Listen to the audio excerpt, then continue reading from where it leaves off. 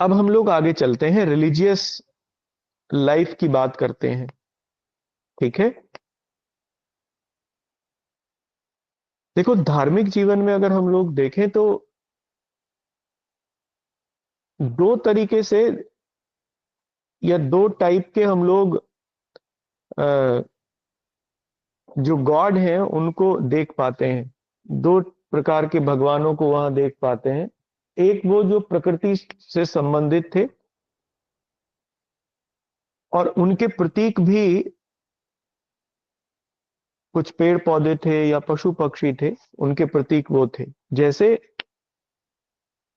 मातृ देवी एक प्रकृति की देवी थी, और उर्वरा की देवी भी उन्हें कहा गया, द गॉडेस ऑफ फर्टिलिटी उन्हें कहा गया। और पुरुष लेवल पर पशुपतिनाथ की मूर्ति हमको देखने को मिलती है, मोहनजोदड़ो से मिली है। हम लोगों को वृक्षों के प्रतीक भी खूब मिले हैं, पशुओं के प्रतीक भी मिले हैं। जैसे योगी की जो मूर्ति है, उसके चारों ओर कुछ जो एनिमल्स हैं वो बैठे हुए हैं। इसका मतलब वो भी डिवाइन टाइप से उनको डिफाइन किया गया है, उन एनिमल्स को। ठीक है। तो ये उनके धार्मिक जीवन को रिप्रेजेंट करती हैं चीजें, कि वो एक सत्ता में यकीन करते थे। उस सत्ता का उन्होंने उस सत्ता को उन्होंने अलग अलग तरीके से डिफाइन किया हुआ था। फाइनली वो प्राकृतिक सत्ता में ही यकीन करते थे, ईश्वरीय ईश्वरीय प्राकृतिक सत्ता में, या नेचर गॉड, मतलब नेचर को वो गॉड के रूप में देखते थे, और उस मातृ देवी और पशुपतिनाथ से डिनोट करते थे। ठीक है। एक इसमें, अच्छा एक चीज तो ये, दूसरी चीज ये है कि वो परलोक में भी यकीन करते थे, है ना। नेक्स्ट लाइफ में या इन सब में, वो दूसरे जीवन में वो यकीन करते थे। इसी इसका इसका साक्ष्य प्राप्त होता है कि वो अपने जो उनके डेड थे उनके साथ कुछ जरूरी वस्तुओं को दफनाते थे। मिली है जरूरी वस्तुएं साथ में, तो वो ये मानते होंगे कि आगे के जीवन में उसकी जरूरत पड़ती होगी, तो फिर ये साथी उनको दफना देते थे। ये विश्वास था उन लोगों का। तो एक ये है कि वो परलौकिक जीवन में भी व्यापार मानते थे, उसमें भी वो यकीन करते थे। और कुछ लोगों का मानना है कि मूर्ति पूजा भी करते होंगे, इसीलिए मूर्तियां मिली हैं, है ना। मातृ देवी की हो चाहे पशुपतिनाथ की हो, मूर्तियां मिली हैं तो मूर्ति पूजक भी रहे होंगे। ये कुछ बेसिक धार्मिक बातें हैं धार्मिक जीवन के बारे में जो पता चलती। एक बात हुई। अब नेक्स्ट पॉइंट से लिखना। देखो, स्वास्तिक का चिन्ह, चक्र और क्रॉस भी, ये इंडस वैली सिविलाइजेशन से मिले हैं, ये चिन्ह मिले हैं। स्वास्तिक और चक्र, है ना, ये तो बिल्कुल साफ ही मिले हैं। कुछ लोग स्वास्तिक और चक्र को सूर्य पूजा से जोड़ते हैं, तो वो ये मानते होंगे कि वो लोग सूर्य उपासना करते होंगे। अब मोरल ऑफ द स्टोरी यही है कि भले ही चलो वो सूर्य उपासना भी करते हो, तो फाइनली यही निष्कर्ष निकला कि वो प्रकृति को एक शक्ति के रूप में मानते थे, और प्रकृति की ही अलग अलग फॉर्म में पूजा करते थे, नेचर की। तो आप लिखना इसमें। अब ये पूछा गया है एग्जाम में स्वास्तिक के बारे में, कि स्वास्तिक का सबसे पहला जिक्र कहाँ होता है, या स्वास्तिक के बारे में सबसे पहली जानकारी कहाँ मिलती है, तो वो इंडस वैली सिविलाइजेशन में ही मिल जाती है। ठीक है ना। आर्यन में नहीं, आर्यन सभ्यता तो बाद में आई, इंडस वैली में ही मिल जाती है। और एक नोट करके आप लिख लीजिए इसमें।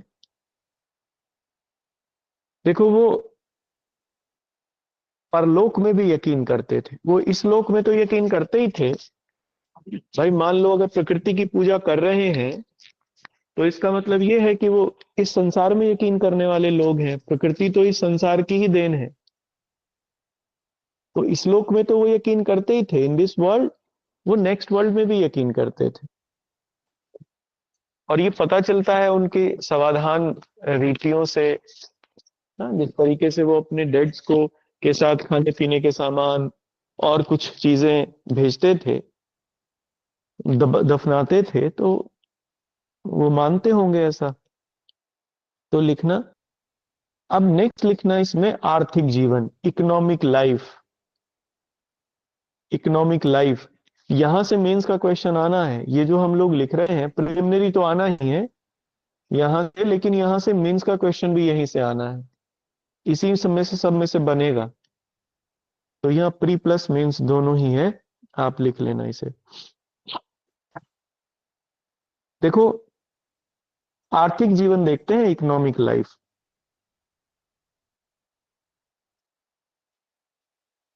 हम लोगों ने ये देखा पहले कि इंडस वैली सिविलाइजेशन के लोग मेनली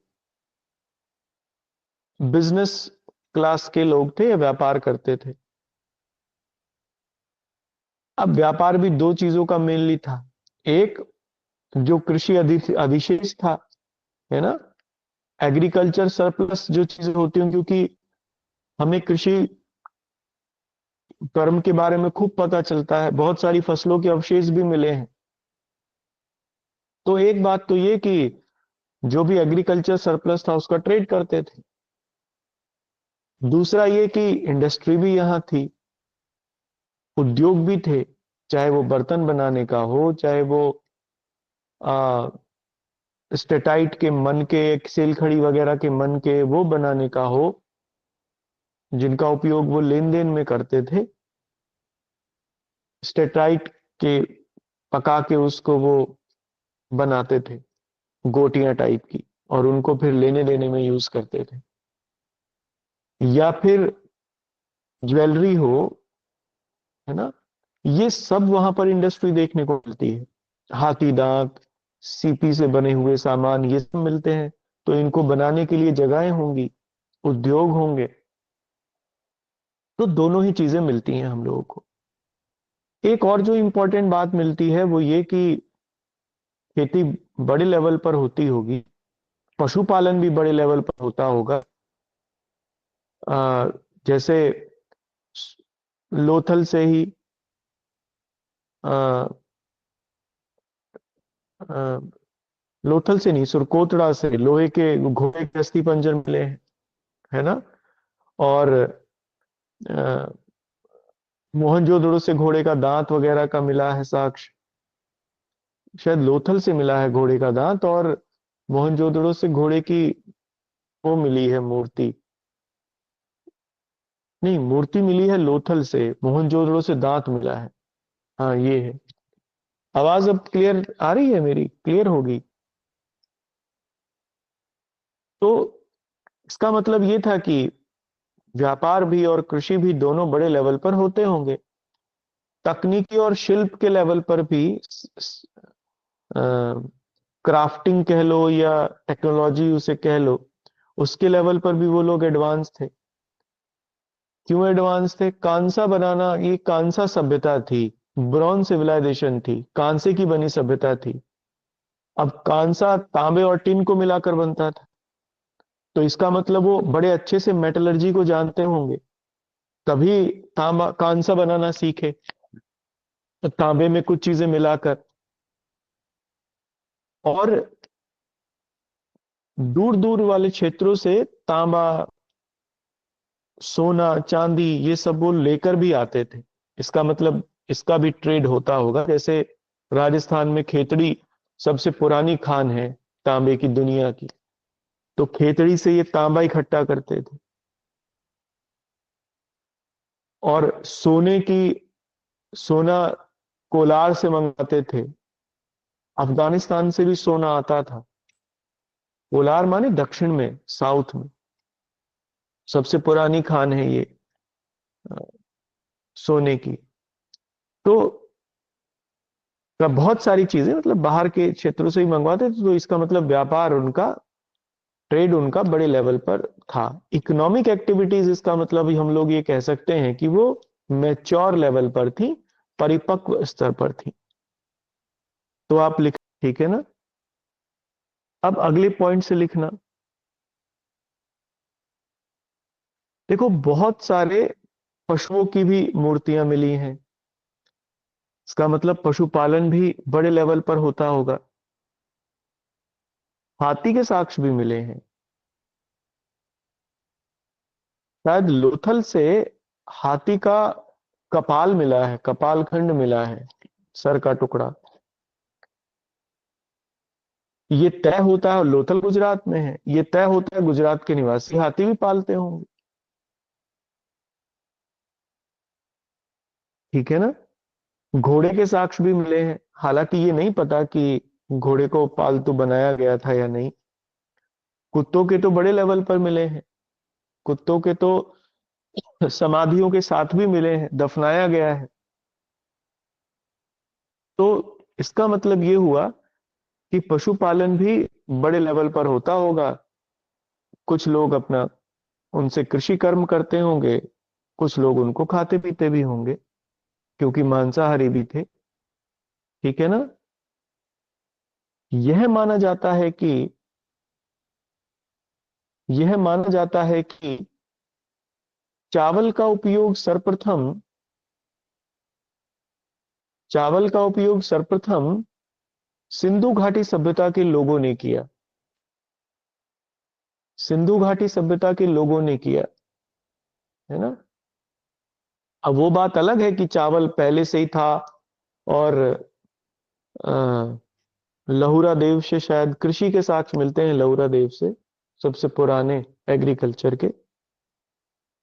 और ये लोग वही थे, इनके एंसेस्टर्स ही थे वो, लहुरा देव वगैरह में, नियोलिथिक एज वगैरह में।